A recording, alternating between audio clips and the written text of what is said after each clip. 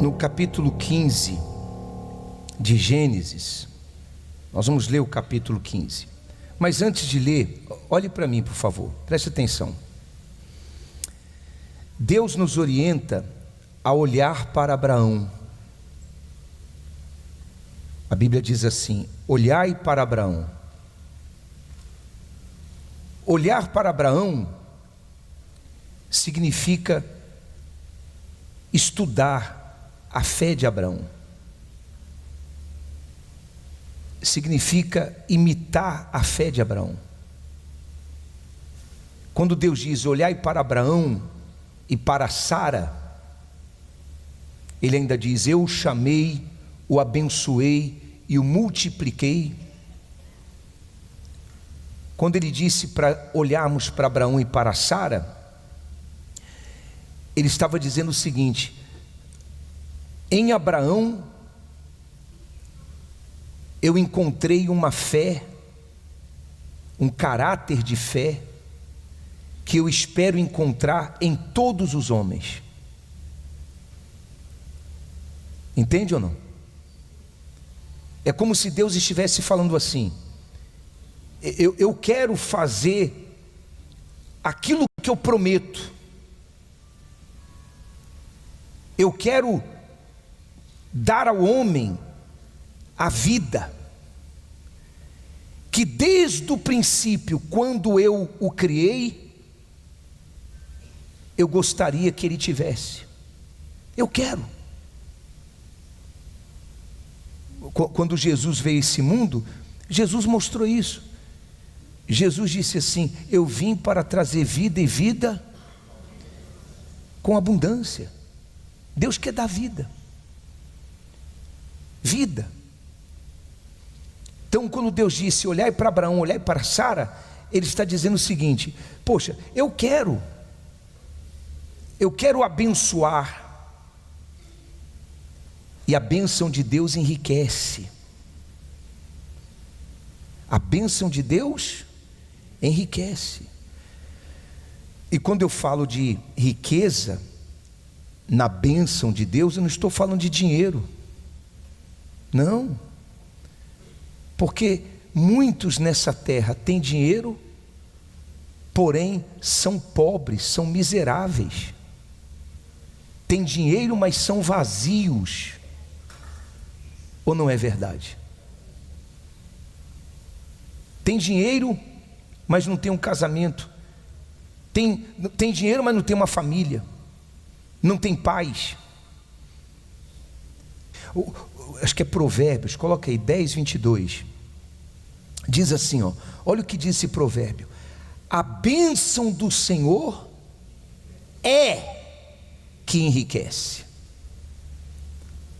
Então não existe nada neste mundo que enriqueça o homem. O que enriquece o homem é o que, gente? É a bênção de Deus. Olhe para mim, hein? Olhe para mim, presta atenção.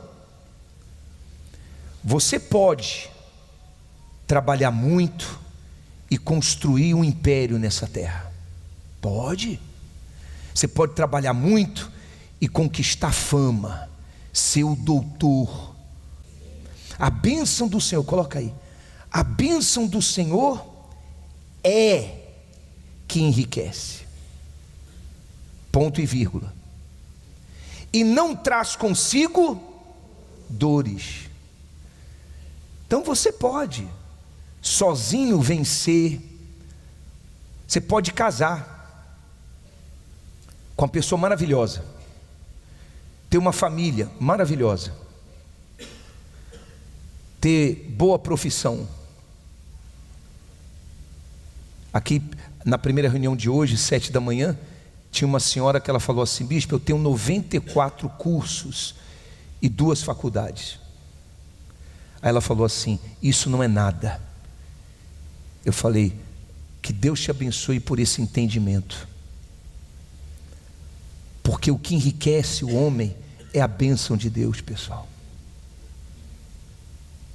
É a bênção de Deus. Você pode conquistar muitas coisas, mas se Deus não está presente, virão as dores. Deus não pode estar fora do contexto da nossa vida, do contexto daquilo que nós queremos e precisamos. Ele não pode estar fora. Deus não pode estar depois. Deus sempre tem que estar antes na nossa vida. Então, antes de me casar, eu tenho que casar com Deus. Antes de ter uma família, eu tenho que pertencer à família da fé, fé em Deus. Antes de tomar decisões com relação ao que eu quero alcançar, eu tenho que tomar decisões para alcançar Deus, para ter Deus. Compreende ou não? Mas tem pessoas que têm colocado Deus depois. Depois que ela se casa, começa a ter uma vida infernal, aí ela vai buscar Deus. Depois que tem filhos e passa a ter problema com os filhos, depois que ela vai buscar Deus. Depois que vem a depressão, ela vai buscar Deus. Depois que vem a doença, ela vai buscar Deus. Ela coloca Deus depois. Deus, ele tem que ser a coluna principal da nossa vida. Aprenda isso. Tudo temos que construir em cima dessa coluna. Deus, Deus. Compreende? Isso vai além de você vir na igreja domingo. Só vir na igreja domingo. Isso vai além de você apenas ter uma religião. Sou católico, espírita, evangélico. Isso vai além. Fazer de Deus a coluna principal da nossa vida vai muito além. Ficou claro ou não? Olha só o que aconteceu com Abraão. Gênesis 15. Olha que bacana. Diz assim, ó: depois destas coisas, olha que maravilhoso, veio a palavra do Senhor a Abraão em uma visão. Quer dizer, Deus falou com Abraão. A palavra de Deus chegou a Abraão. Nessa época não havia palavra escrita. Então Deus falava com o homem em sonhos, em visão, nessa época. Ele falava com os homens através de mensageiros espirituais, os anjos. Os anjos se materializavam em homens, se materializavam como homens e traziam a mensagem de Deus. Compreenderam ou não? Sim ou não? Então vamos lá. Veio a palavra de Deus, coloca aí. Veio a palavra do Senhor a Abraão em visão, dizendo: não temas, Abraão, eu sou o teu escudo e o que, pessoal? O teu grandiosíssimo galardão. Primeiro, não temas. Não é coincidência, eu não creio, mas a palavra não temas está na Bíblia 366 vezes. O ano tem 365 dias. Quando é bissexto tem 366 dias. É por um acaso que está escrito 366 vezes? Não, é como se Deus estivesse falando assim, ó: se você está andando comigo, não temas. Todos os dias, não temas. Eu sou com você. E Deus disse para Abraão: eu sou o teu escudo e teu grandíssimo galardão. Ele poderia dizer: eu sou o teu galardão, mas ele disse: eu sou o teu grandíssimo galardão. Deus é grande. Quando ele se apresenta dizendo: eu sou o teu grandíssimo galardão, ele está querendo dizer o seguinte: eu vou fazer coisas grandes. E por que Deus disse isso para Abraão? Por quê? Porque Abraão estava temendo o seu futuro, temendo o que poderia lhe acontecer. Leia lá o capítulo 14, você vai entender melhor. Temendo. Mas quando Deus disse isso para Abraão, olha só qual foi a resposta de Abraão. Abraão disse assim: então disse Abraão: Senhor Deus, que me hás de dar Pois ando, o que diz aí? Sem filhos, e o mordomo da minha casa é o Damasceno Eliezer. O versículo 3 diz: disse mais Abrão: eis que não me tem dado filhos, e eis que o nascido na minha casa será o meu herdeiro. O que estava acontecendo? Primeiro, talvez você diga assim: Abraão foi mal educado com Deus. Não, não foi mal educado. Abraão foi sincero. Foi sincero. E Deus se agrada da sinceridade. Por exemplo, Deus se agrada mais daquela pessoa que chega para Ele e diz assim: ó Deus, eu ainda não te conheço, eu quero te conhecer. Onde o Senhor está? Eu ouço falar de Ti, mas eu nunca provei do Senhor na minha vida.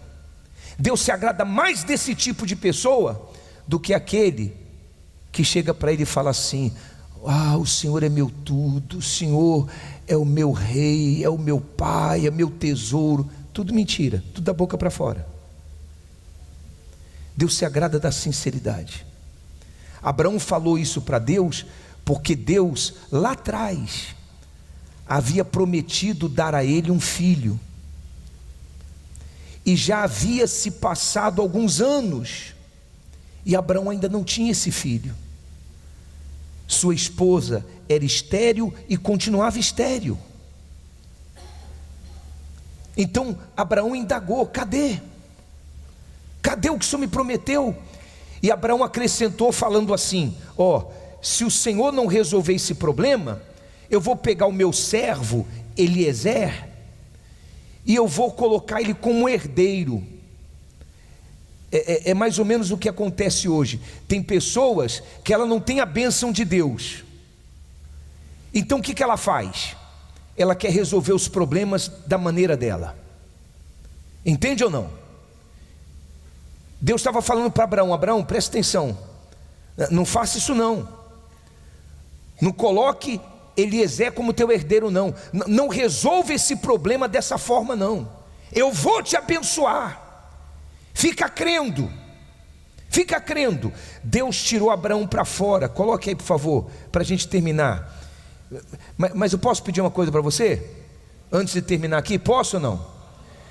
Daria para você ler em casa esse capítulo? Daria ou não? Aí Deus vai falar mais com você. Aí diz assim, disse mais Abrão: eis que não tem me dado filhos, e eis que um nascido na minha casa será o meu herdeiro. Versículo 4.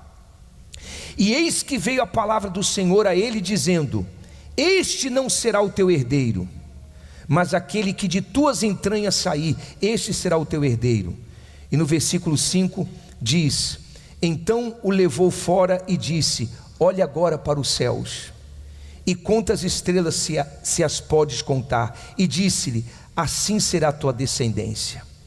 E o versículo 6 diz: e creu. O que diz aí, pessoal? Lê em voz alta.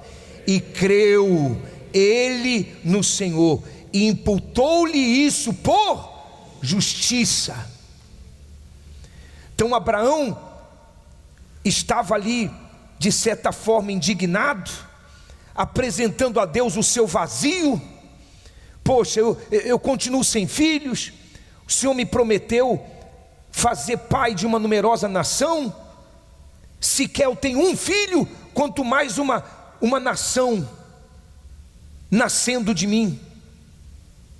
Aí Deus tirou Abraão da tenda, falou: olha para os céus, conta as estrelas se é que você pode, assim será a tua posteridade. Eu vou fazer algo grande na sua vida.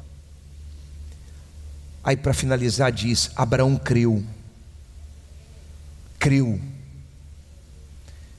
Jesus disse: aquele que crê verá a glória de Deus. Abraão creu. Crer é uma decisão. É uma decisão. Por que você casou? Quem é casado aqui? Levanta a mão. Por que você casou? Por amor? Se você casou por amor, você se deu mal. Conserta isso agora, viu?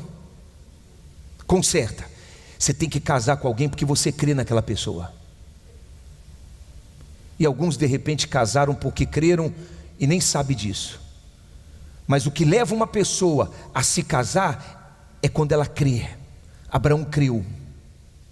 Creu. Crer é decisão. É decisão. E é o que Deus espera de cada um de nós. Ele espera que nós venhamos crer como Abraão creu. Ele está procurando homens que tenham essa fé, a fé que tinha Abraão. Ele creu contra a esperança, diz a Bíblia. Ele creu contra a esperança. Quer dizer, tudo estava mostrando para ele que não tinha jeito. Esposa estéril, o tempo passando, ele com uma idade avançada, sua esposa além de estéril, também ficando com uma idade avançada, velha mesmo, velho. Mas ele creu, e isso fez com que Deus o justificasse. Quando diz assim, imputou-lhe isto por justiça, quer dizer o seguinte: ele foi justificado por Deus por causa que ele creu, por causa da sua fé. Amém, pessoal?